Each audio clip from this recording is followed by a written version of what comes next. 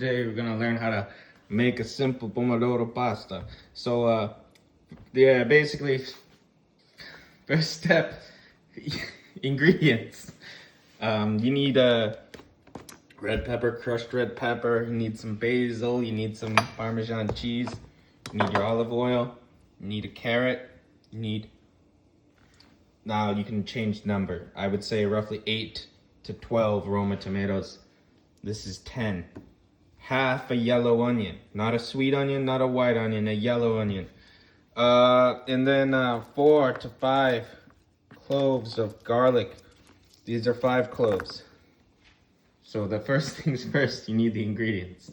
Now for step 2, blanch your tomatoes in the hot boiling pot of water. Put the tomatoes in, and you blanch them. See how they're ripping? See that? Next, I'm gonna show you how to deal with the garlic, see? So there's many ways you can peel your garlic, but an Italian chef from Venice, he likes to do this thing where he just, god damn it, chop them to this consistency. And here's your garlic finely chopped, and here is your onions finely chopped. Cool them down with some cold water. Okay, see how they're all wrinkly now? That's what you want. You want them soft like that. The only reason why you should cool them down is because they're piping hot. But you always start with olive oil. Some people like to use tablespoons. They'll say like 3 to 2 tablespoons. For me, most Italians, just kind of eyeball it.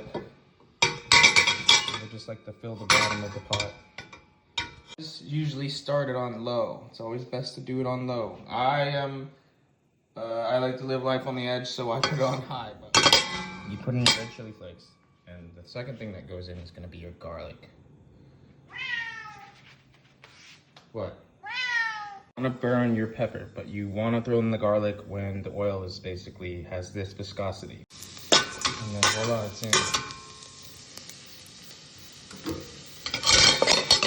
Hard to do this all with one hand, but basically you want the garlics. You can see the garlics are starting to brown a little bit. Once they brown, that's when you want to throw in the onion. Where my friend keeps the wooden spoons, but you ideally want to use a wooden spoon. But as you can see, you spread the. Also, not left-handed, but you spread the. But they add a zazz to it, a sweet, like semi-sweet zazz to the sauce that the onions start and the carrots sort of finish.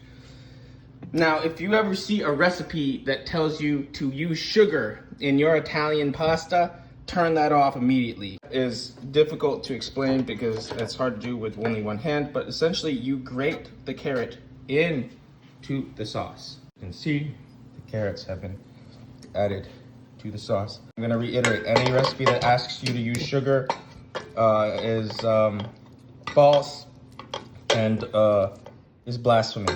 What you want to see is you can see the onions have gotten a little bit clear, and the smell, it smells good. You'll know you're getting it right when you can smell it. So now the tomatoes. You can use a blender, but because I don't know if everybody has a blender, I'm gonna do it the old-fashioned way, which is you simply just chop it. Be sure you peel the tomato fully, and you can just chop it and chop it up. All this tomato water comes out. Okay, I am not left-handed. If you don't have a blender, you can become the blender. These tomatoes, after being blanched, they mush super easy. As you can see, it's essentially a sauce now. This is purely by hand. Another thing you should know about is water. So here are the tomato skins, and there's still a little bit of tomato flesh still in the skin. So what you want to do is you want to squeeze in time for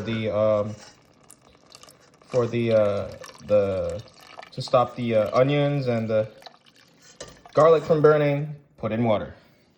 Water extends the sauce. That bit of tomato water goes in, and you just let it simmer. And now it's going to start looking like a sauce soon. Like I said, start with a teaspoon.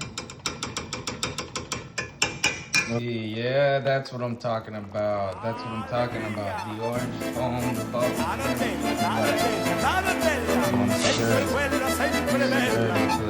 Ciao amore, saluti, auguri, andiamo, questa è la vera serata italiana.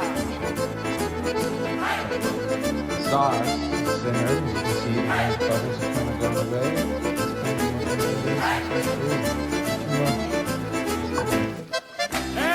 Throw the pasta in when it's boiling and only for 10 minutes. 10 minutes. Pasta, wrong pasta. It's supposed to be penne, not rigatoni. This ain't penne, this is rigatoni. Tiny bit of raw.